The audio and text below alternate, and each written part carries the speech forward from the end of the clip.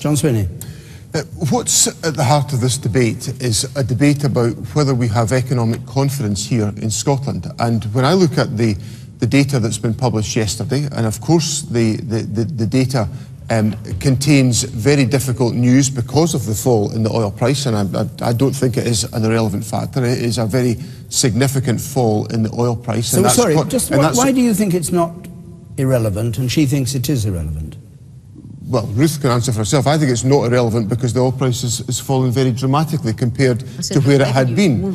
And the issue is about how we nurture, on the North Sea oil and gas question, is how we nurture and encourage the investment climate to ensure that we can make the most of the resource that we have available to us. And if you look at the data, and it's not my data, it's independent data, it shows there is still a very viable and strong North Sea oil and gas sector if we can get the financial arrangements correct for that sector, and also if it's supported by an effective and higher oil price, because oil companies are struggling to prosper on the type of oil price that we have at the present moment. Now, the key judgment I think people have to make about the figures yesterday is whether we just take 1 year and say, well, that's it, or whether we look at a nation's finances over a longer period of time. And anyone that looks at a country's finances on a 1 year basis could look at the UK and Scotland in 2008 and say, well, the deficit in the UK is double the deficit of Scotland, so it's all over for the United Kingdom. That's the kind of rationale that Ruth and her colleagues are trying to get us to believe today. So what I think we should take confidence from in Scotland is that our economic performance is improving. We've got higher employment than the rest of the United Kingdom. We've got growing productivity in Scotland, much higher than the rest of the United Kingdom in terms of growth in productivity. And we're seeing a growth in onshore revenues in Scotland, which should give us confidence. That's the heart of the argument for economic self-confidence here in Scotland. That's the argument. All right, hold on. You go, Jenny. John, in terms of GDP, our deficit in Scotland is double that of the UK's. Our deficit is the largest in the whole of the European Union. Let him have a say.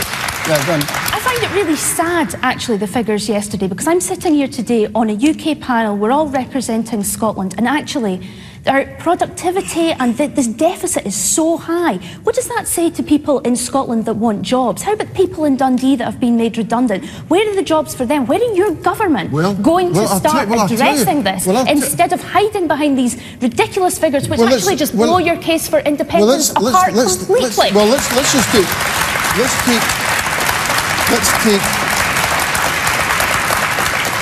Let's take two of the things you've just said, Jen. You've asked me about jobs. Scotland has a higher employment rate today than any other country in the United Kingdom. That is a fact. So we're in a stronger employment position than any other country in the United Kingdom. Well, John, you go out and tell that to people in Dundee who have just been made redundant. Well, it's a fact. Listen, I give every support and do everything I can to boost the Scottish economy, which is why we've got a higher employment rate than any other part of the United Kingdom. And Labour politicians should occasionally celebrate that, not condemn the government for delivering that here in Scotland. And the second thing is on productivity. There's been a 4.4% increase in productivity in Scotland since the SNP government came to power, compared to 0.2% in the rest of the UK. Let's not get into that kind of detail. You start there. Well, I don't think the employment figures are true of what you're saying, because when you take the people that have been sanctioned, and it's in Britain, but particularly in Scotland, they've just wiped those people off the books. So therefore, there's no more jobs being created. You see the people that's unemployed around Dundee, like the lady's saying, and the people that's on the streets in Dundee, and the homeless and all. They're not employed. So where are you getting these jobs from that your figures are dreaming up? They're not real jobs. They're off the books. Willie Rennie. I think John has been far too modest. John predicted that this would happen, because he produced, I don't know if you all remember, this secret cabinet paper, which was subsequently published in the newspapers. And it told us that Scotland's finances would be prone to volatility because of the oil price that may be volatile, that the pensions issue would be a major concern, that as a result there may be cuts to public services, there may be cuts to jobs, So John's been far too modest because he predicted all this before. But then he spent the next 2 years It might be trying to what I actually said, Willie, not what you've just made up. Well, it's just made that up, Willie, actually. You have made it up, Willie, I can assure you. All right, hang on, let's sort this out. You have made it up, I'm afraid. He says you made it up. But John predicted all those things. Hang on, Willie. He says you made it up. Well, he's wrong. I've read the paper. See, this is John's modesty taking over again. He was right the argument 2 years ago, but then he spent the rest of the campaign dismissing everything that he was right about in the paper. The argument I was putting forward was the need for us to take long-term protection, as Norway did, to create an oil fund, which is now worth £580 billion, and we've got nothing to show for it in Scotland. This is wonderful. If everything is desperate, reach for the oil fund. The reality it's worth £580 billion in Norway. Come on, John. What you would need is growth rates 5 times higher than China in order to make up for this £15 billion deficit. That's the scale of the challenge. We all know about Chinese growth rates. They're not really real. Okay. But John's growth rates aren't real either. But he expects us to believe it all. Patrick Harvey, and then I'll come to some members of the audience. I will come to you. Patrick Harvey. Until that little set to, we were in real danger of having a thoughtful conversation about this issue. Cathy's question is very clearly asking whether the long-term case for independence is effectively dead as a result of these figures. I would say that the SNP's case for independence is challenged, but one of the reasons why the Greens never signed up to the big book of answers in the White Paper was that it was so heavily dependent on an oil-based future.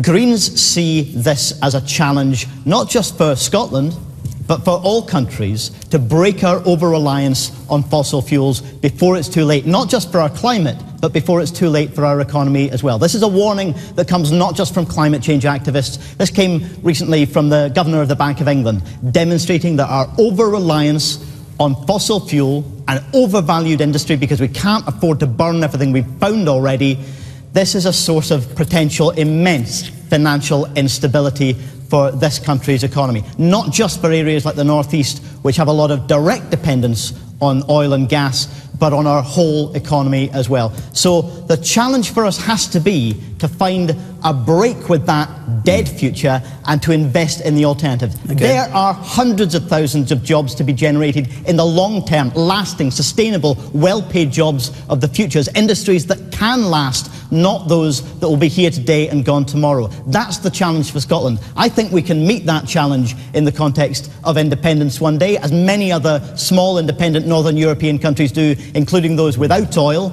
But whether we do that within the UK or outside of it as a strong, competent, independent country, this is an urgent break that we have to make in our economy because oil and gas is not our future. The man over there, I'll come to Tim, the man there, and then I'll come to you up there, yes. Yeah, I think it's ridiculous to say that, you know, because of this black hole that Scotland can't be independent, because the UK's like, what, £1.3 trillion in debt. I think it's just ridiculous. And, you know, for David Cameron and George Osborne to keep saying, oh, it's the last Labour government's fault. I mean, if I had £1 for every time they'd said that, I could probably pay for this black hole myself.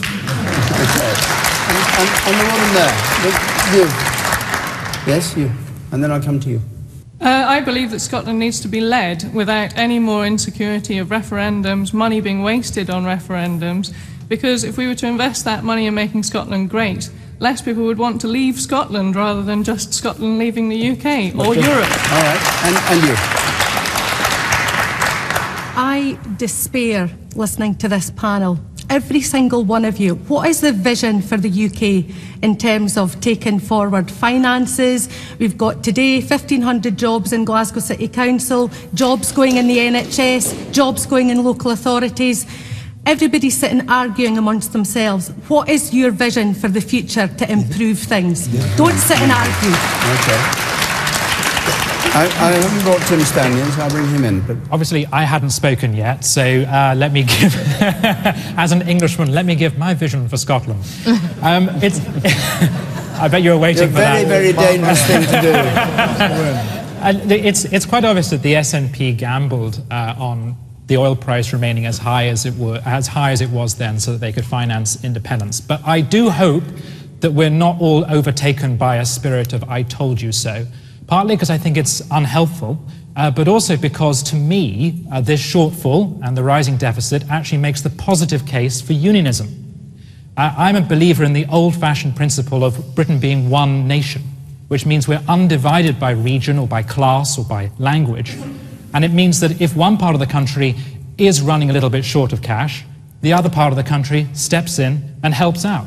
That, to me, is the principle of unionism, the idea that we're a family with collective responsibility for each other. Okay. Sorry, yeah, well, you're shouting, but I don't normally bring in people who are shouting out from there because it gets so noisy, but have a go. Right, I've just relocated from the Lake District. The reason I've done this... To Dundee? To Dundee. Yes. The reason I have done this as an Englishman of some Irish ancestry way back is because I can see things happening in Scotland that thrill me, that excite me, that makes me feel that this is a country going somewhere. And when you talk about, I know you're a member of sort of probably a Tory sympathiser, when you talk about the union helping people, living in the Lake District, I felt like a colony of the southeast of England. It seemed to be run for the city. It was not run for the benefit of England in its regions. It's run for the southeast. Yes, but the southeast of England... No, hang on, please, let me finish. The southeast of England feels like a colony of the southeast of England. We hate that as much, but what you're making an argument for is for voting for socialism, not for voting for independence. The point is that Scotland uniquely has the chance to go forward on a smaller, flexible, dynamic basis. And I was delighted to get the chance to move here. And it's becoming a bit like Canada is to the potential of being under Trump in the United States. People who can are moving.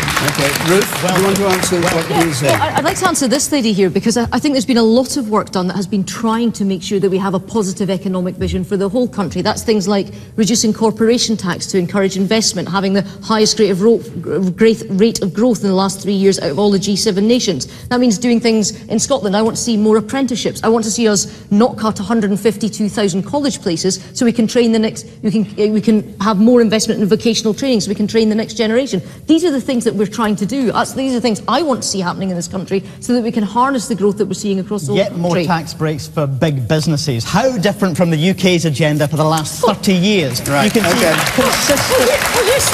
consistent corporation tax cuts under Tory, under Labour, under the coalition. This has been a flatline corporation tax cut. If you don't understand, or if you don't recognise the link between reducing corporation tax and encouraging business growth, seeing the biggest economic growth of any G7 nation and more people in employment, then that's not for you. But here's something you will like. Here's something you will like. Something very simple that could be done, which has been done, which is put in a business champion in every embassy in the UK around the world, so we can try and get British businesses into other countries and help them around the world. These are things everyone can agree on. These are positive visions and actions that we can take to make sure that the next generation know that there's jobs on the horizon. While we flog off our own local high streets to the multinationals and the big box retailers. We've got only a quarter of an hour left. I'll just take one or two more points on this and then I'll move on. The man there, in the not you, but the man behind you in the white shirt. Yeah. Aren't we, when we're talking about financials and the money, etc., one of the things I do find unusual is that you're talking about lies, damn lie statistics, and then, frankly, figures put out by political parties. Isn't it time that we had like they've got in England an OBR, a Scottish OBR, so actually we can get some genuine figures and we can make an informed decision? Well, we actually, but just before I came from Parliament in Edinburgh tonight, and at 6:15 tonight, Parliament legislated for the establishment of the Scottish Fiscal Commission, which will do exactly what you will do. It'll be independent of Parliament and of government, and will give you the statistics that you're looking for. There you have your answer. And I just come back to the questioner. You've heard all this. What do you make of it? Your question was whether the economic case for independence was now dead. Well, as we say in Scotland, the economic case for independence was hung on the shiggly peg, and now it's fallen to the floor, and I'm horrified that the SNP want to try and rehang that case on the very same peg. And those of us who predicted exactly the situation were constantly told we were talking Scotland down, that we were scaremongering, and I actually think that all of us are owed an apology. Right. Well, I'm going to go on to another question. I've got to go to another question, but otherwise we'll just stick on the same topic, and I've got other questions here.